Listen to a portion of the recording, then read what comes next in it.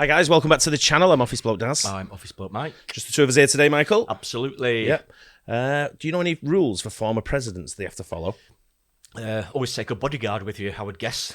It's funny. I don't know if any other heads of state get the same. What, in different countries? Yeah. I would guess some Get of them the same kind of privileges of what a US president would get. I guess the US president's kind of like the most important role on the planet, really, isn't it? Oh, it's absolutely huge, absolutely massive. I'm sure other countries have some level, some degree of backup and security when they do retire or they're not head of state anymore. But you do get certain countries where the guy running it runs it for like 30 years. What, Russia? I don't know what you're talking about. North Korea, Russia, China. There's quite a few places, isn't it? Yeah. I'm in charge now, and I'm going to change all the rules to keep me in charge. So it might take a while before we find out if you do have. If you do have anything after that. After that. Yeah. But I know. I bet a absolutely huge amount goes on into looking after former presidents. So there's quite a few still alive, I would guess, as well. Yeah, I'm not sure if our prime minister gets the same sort of. I know prime minister's a little bit lower down the. I think they do get protection, don't they? But even when they're retired, I think they do. They do. Yeah. Whether it's the same level. Do you think someone like Liz Truss would get that? Would she benefit from it? Would she qualify for being in power for like a couple of days? She probably does qualify, but people have probably forgotten that she was the prime minister. She's one of them people. She's one of them people as well. If she walks past you in the street, you probably won't even know her. Possibly, yeah. You'd probably be like, "Well, I've seen her before." Yeah, but you expect people like Cameron and Blair to get some sort of protection. Yeah, the big still Boris. Ongoing. Boris will probably get some. And especially when they're in charge of big events in the world, like the Iraq War and things like that. Then I think that's where when they're involved in decisions surrounding things like that. But they're more perks rather than rules, aren't they? That they have to follow. Yeah, probably. They certain things they probably weren't not allowed to do. Yeah, or they have to do. Yeah, there will be certain things without even for like writing books. Maybe after dinner speaking, I'm sure there's certain rules and regulations as to what you can and can't do, talk about, and Let's get into it. Rules former presidents have to follow. It's going to be intriguing this for me. Yeah. Can find the it's George W. Just because you were once the commander-in-chief, that doesn't mean you can now do whatever you want. From driving cars to using cell phones, these are the rules that former presidents have to follow. One of the greatest perks of being president is not having to deal with traffic every day. For one thing, you've got drivers who can take you anywhere you need to go. And for another, the Secret Service can block off traffic for you to ensure your security. It's no fun for anyone else on the road, but hey, you're the president and you have important things to do. There is a downside, though. Once a president's term is over, they can never drive a car on an open road again. The reason is because of the lifetime Secret Service detail that all ex-presidents get. After all, one of the least safe places you can be is on the road, and that's just under normal circumstances. Add in that ex-presidents are always a target, and things get even hairier. So, to ensure their safety, they're not allowed to hit the road. As George W. Bush explained to Jay Leno, he's only allowed to drive on his own private property, far from any reckless drivers or people who wish him harm. He must be driven everywhere by Secret Service agents trained in evasive and defensive driving maneuvers. The rule was instituted after John F. Kennedy's assassination in 1963. Lyndon B. Johnson was, to date, the last president to drive on public roads. One of a president's most important duties is to be aware of any potential threats to the security of the United States. That's mad, though. Wow. I know, not allowed to drive, you think. Yeah. Especially if you're a car enthusiast as well. Obviously, I mean, some of these, I guess, George W. Bush has got big property down in Texas. I guess he's got quite a bit of land there that you can have a drive round on anyway. You can have a mooch about sort of thing. It's not the same. It's a big thing. You think if you retired from being a president, you can just basically do what you want, like a free person, Yeah, I guess same liberty as everyone else. But, like you pointed out there, though, you're still a target, aren't you? Because you've upset a lot of people over the time. Exactly. Like say if they're in charge of big things when there's wars going on, then still a target in there. And it is a big target for terrorists still, and it could affect the state of the USA and the psychology of the people of the USA if even an ex-president got assassinated. Do you think there's anything more intimidating as well as a Secret Service for like just regular sort of like? Oh yeah, I mean, just don't go all black cars, they've all got sunglasses on, with the shades on, just staring at you. Those guys don't mess about that. No, don't ask questions. I know. These briefings are carried out constantly throughout a president's tenure, even multiple times a day if necessary, because the world is always changing and threats can come up unexpectedly. You'd think former presidents would no longer need to be bothered about such things, since they're retired from the job and are now private citizens, but you'd be wrong. They continue to receive national security updates for the rest of their lives. Not necessarily because they're expected to actively do anything about them, but just in case they have advice they can offer the current administration. I was just going to say that. I imagine the advice would be quite important. It's got to be, hasn't it? I mean, someone that's been in the job before. You've experienced it, you know, for at least 4 or 5 years, and you'd think, especially all the things going on around the world with the US, because they're always involved in all the big major sort of happenings, aren't they? So, Or if they get asked about the situation by the press. Even if being president isn't their job anymore, they still need constant updates about what's going on. This actually became newsworthy in 2018 when President Donald Trump allegedly threatened to revoke Barack Obama's access to national security briefings. According to Newsweek, President Trump was rumored to be unaware that former presidents received the briefings and had to be informed that this was normal and nothing to be concerned about. Though Trump... I know it's nothing to do with WhatsApp, but if you look at... Bill. I'm going to go back on this. It's not working, the keys. If you look at the faces on here... Barack Obama's access to national security briefings. According to... Look at Michelle Obama's and Donald Trump's face. They proper get on them two, don't they? Oh, They love each other. House on fire, you know, all over it. Newsweek, President Trump was rumored to be unaware that former presidents received the briefings and had to be informed that this was normal and nothing to be concerned about. Though Trump later said these rumors were untrue. Whether or not it really happened, the story shined a light on just what kind of access ex-presidents have to day-to-day information about the country's security. Have you ever noticed that everyone who serves as president gets a library named after them when they leave office? There's a good reason for this. It's a law. The 1955 Presidential Libraries Act established that each president would oversee the creation of a library in their name. While having a library named after yourself is definitely a cool perk, presidential libraries are a little different. They contain every non-classified word a president has written in office, even the stuff that may not be so good, such as Bill Clinton's library in Little Rock, Arkansas, which features information about his impeachment scandal. They're not allowed to keep certain materials out of their libraries, as anything created during a president's term is legally considered to be public property. This was decided after Richard Nixon attempted to leave out materials regarding the Watergate scandal. The lights are off and they must be looking for a fuse box or something, because them flashlights, they're keeping me awake.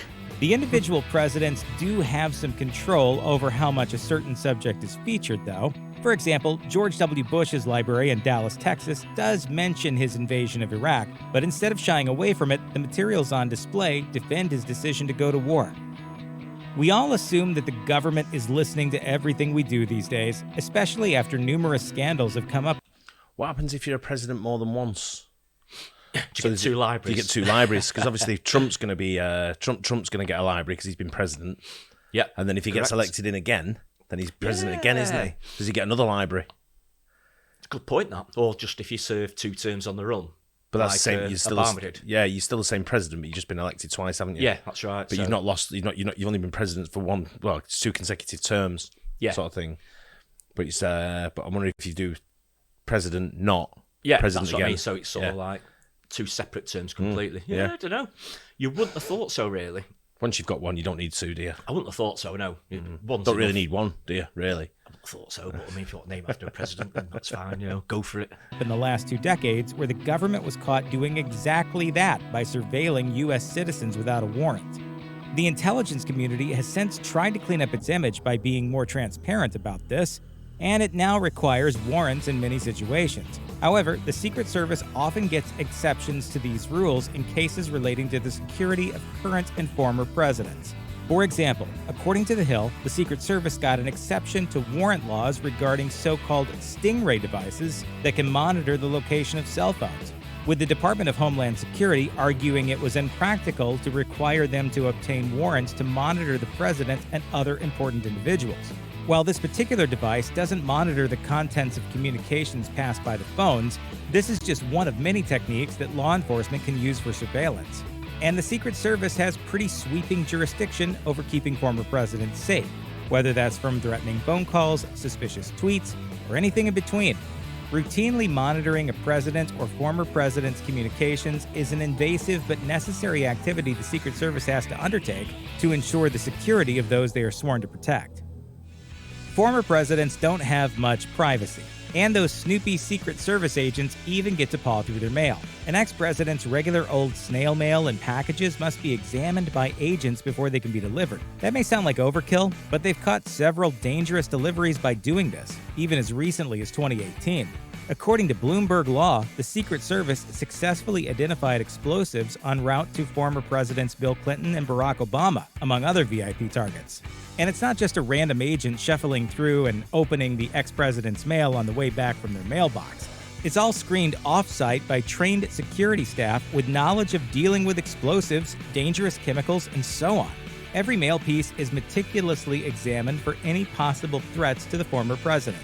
What's more, the Secret Service agents aren't the only ones keeping an eye on ex-presidential mail. The United States Postal Service also gets in on the act, as they monitor any suspicious packages sent through the mail, no matter who they're going to, through a program called Dangerous Mail Investigations, which sounds like a show that CBS will be picking up any day now. Is my opinion. I wonder if they get sort of like junk mail like we do. Sent to presidents, like it's 30% off your next shop at Walmart. Things like that. Yeah, I wonder if they just sort of like wheedle that out. I think it's all weeded out. Before it gets into the president's hand. Yeah, unless he's looking for something from Walmart. Well, maybe might need a new lawnmower or something. He's like, something from Costco. Have you any of them vouchers? That it is utter nonsense. Every so often, you just need some alone time. People take walks, seek out a quiet room, or whatever they need to find a little peace and quiet. If this is you, becoming president might be a bad idea because you're literally never alone, and that continues even after you've left office. Secret Service detail is a 24/7 thing. And former Secret Service agent Jonathan Wackrow described presidential protection to NBC News as, quote, the most intrusive thing that anyone could ever experience. Basically, you're constantly surrounded by people you barely know, and since agents can be swapped out or moved around, ex-presidents are likely to be surrounded by strangers for the rest of their lives. And these agents don't take a break when things aren't going well, like when there are arguments. Close to his agent, and he's holding her hand. I hope. Between spouses. Agents are even with former presidents during holidays. Imagine not being able to eat Thanksgiving dinner without a bunch of people in black suits posted up nearby. This actually happened to Donald Trump when he was president-elect.